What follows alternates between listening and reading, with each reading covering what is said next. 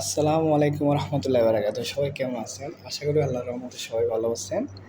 আমরা সবাই কিছু না কিছু সমস্যার মধ্য দিয়ে জীবন পার করতেছি, কিন্তু আপনার সমস্যাগুলো কারোর সাথে শেয়ার করবেন না। যদি শেয়ার করেন, সাময়িক আপনাকে সামনাসামনি কিছু না কিছু একটা বুঝ দিবে, কিন্তু পিছনে পিছনে অনেক খুশি থাকবে। যখন আপনি কোনো একটা ভালো কাজ করবেন বা কোনো একটা সফলতা হয়ে গেছেন, তখন আপনাকে খোঁটা দেবে, ও তো ওইখান থেকে আসছে। আর আপনি যদি কোনো কিছু করার প্ল্যান করেন, কারোর সাথে আপনি শেয়ার করবেন না।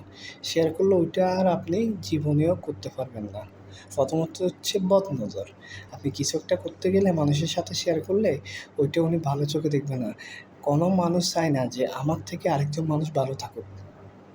তখন উনি চাইবে যে ও জিনিসটা না করতে পারুক, এটা যেন আমি করতে পারি। যেটাই করবেন নীরবে গোপনে করবেন। যখন আপনি সফল হবেন তখন সবাই দেখবে। সফল হওয়ার আগ পর্যন্ত আপনি যদি কারোর সাথে শেয়ার করেন, আপনার ওই কাজটা হবে না। আমি সাদা কাগজে লিখে দিতে পারবো। সো কিছু করার আগে চুপ থাকবে, কিছু করার পর সবাই দেখবে।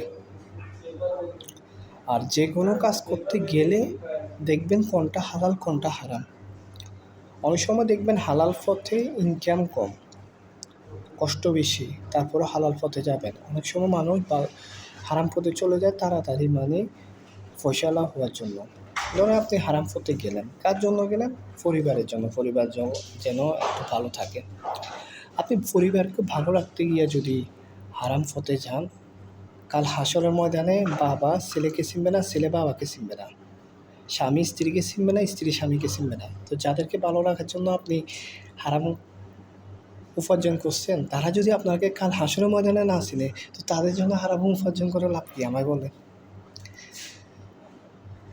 সো যতদিন বেঁচে থাকবেন হালাল উপার্জন করবেন। আর যে কোনো কাজ প্ল্যান করেন বা যেটাই করেন, কারোর সাথে এগুলো বলার দরকার নেই, নীরবে করবেন। আর যতদিন বেঁচে থাকবেন সৎ থাকার চেষ্টা করবেন, হালাল পথে থাকার চেষ্টা করবেন। দেখবেন একটা সময় আপনি সফলতাও হয়েছেন, আপনার সব কিছু হয়েছে।